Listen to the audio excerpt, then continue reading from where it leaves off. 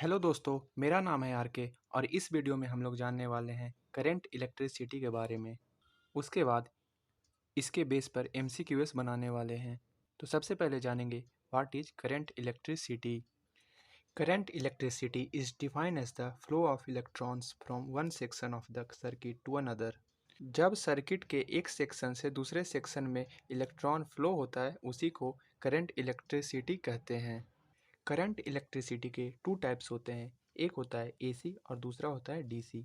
AC को alternating current कहते हैं और डीसी को डायरेक्ट करंट। अल्टरनेटिंग करंट का फ्रीक्वेंसी होता है और डायरेक्ट करंट कांस्टेंट होता है। जो घर में लाइट आता है उसको अल्टरनेटिंग करंट कहते हैं और जो बैटरी के द्वारा चलता है उसे डीसी बोलते हैं। अब करंट इलेक्ट्रिसिटी का एमसीक्यूएस बनाते हैं। तो फर्स्ट क्वेश्चन है, out of the flowing which is an insulating material. इनमें से कौन सा इंसुलेटिंग मटेरियल है? तो इसका आंसर है डी, पेपर, क्योंकि पेपर से इलेक्ट्रॉन्स फ्लो नहीं होता है और पेपर का डाई इलेक्ट्रिक स्ट्रेंथ ज़्यादा होता है।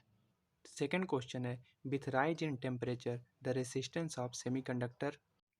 जब टेम्परेचर राइज होगा तो सेमीकंडक्टर का रेसिस्टेंस क्या होगा? तो इसका आंसर है ए, डिक्रीज। थर्ड क्वेश्चन है, which of the following materials has a negative coefficient of resistance. दिए गए मटेरियल में से किसका निगेटिव कोएफिशिएंट रेसिस्टेंस का होता है? तो इसका आंसर है बी, कार्बन। फोर्थ क्वेश्चन है, the filament of an electric bulb is made of. Electric bulb का फिलामेंट किससे बना होता है? तो इसका आंसर है सी, टंगस्टन। फिफ्थ क्वेश्चन है, with rise in temperature the resistance of pure metals. जब टेम्परेचर बढ़ जाता है तो प्योर मेटल का रेसिस्टेंस क्या करता है? तो इसका आंसर है ए, इंक्रीज। सिक्स क्वेश्चन है, the ratio of mass of proton to that of electron is nearly.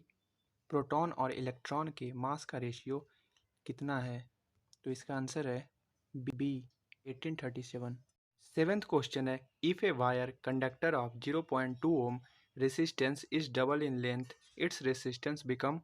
जब एक कंडक्टर वायर का 0.2 ओम है रेसिस्टेंस और उसका हम डबल लेंथ कर देते हैं तो उसका रेसिस्टेंस कितना होगा?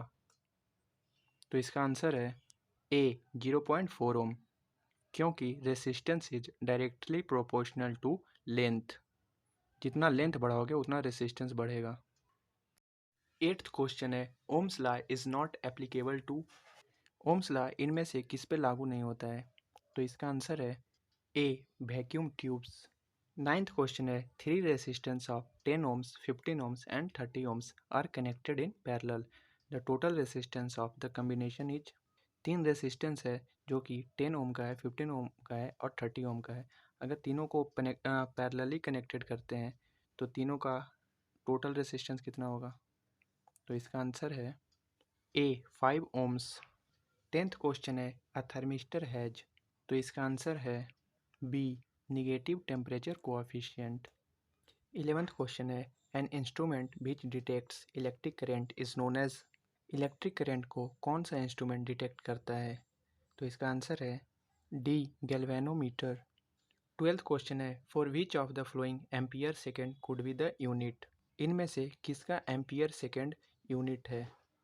तो इसका आंसर है बी, चार्ज। 13th क्वेश्चन है, the hot resistance of the bulb's filament is higher than its cold resistance because the temperature coefficient of the filament is. Bulb का जो फिलामेंट होता है उसका हॉट रेसिस्टेंस कोल्ड रेसिस्टेंस के मुकाबले ज़्यादा होता है क्योंकि टेम्परेचर कोएफिशिएंट फिलामेंट का क्या होता है? तो इसका आंसर है सी, पॉजिटिव। टेम्परेचर कोएफिशिएंट फिलामेंट का पॉजिटिव होता है, इसीलिए हॉट रेसिस्टेंस कोल्ड रेसिस्टेंस के मुकाबले ज़्यादा होता है। क्वेश्चन नंबर 14 है, in case of direct current. जब डायरेक्ट करंट होता है तो इसमें से कौन सा फॉलो होता है? तो इसका आंसर है A, magnitude and direction of current constant. Direct current में मैग्नीट्यूड और डायरेक्शन सब कांस्टेंट होता है करंट का। 15th क्वेश्चन है, which of the following materials has the least resistivity.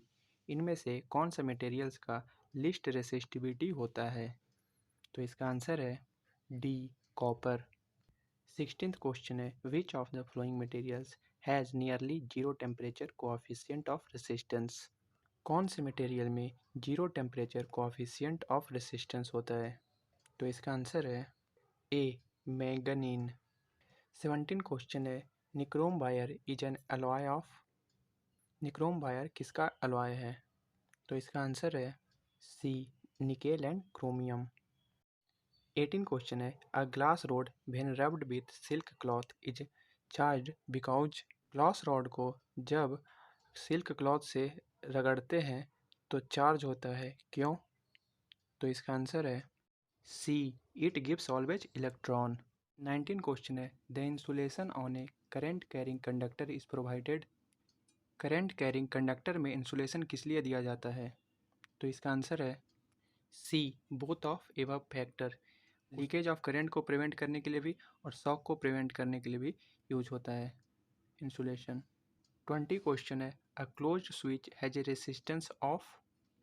Close switch का कितना रेसिस्टेंस होता है? तो इसका आंसर है ए 0। आज के लिए बस इतना ही, मिलते हैं अगले वीडियो में। तब तक इस वीडियो को लाइक कर दे और चैनल को सब्सक्राइब कर दे। Thank you.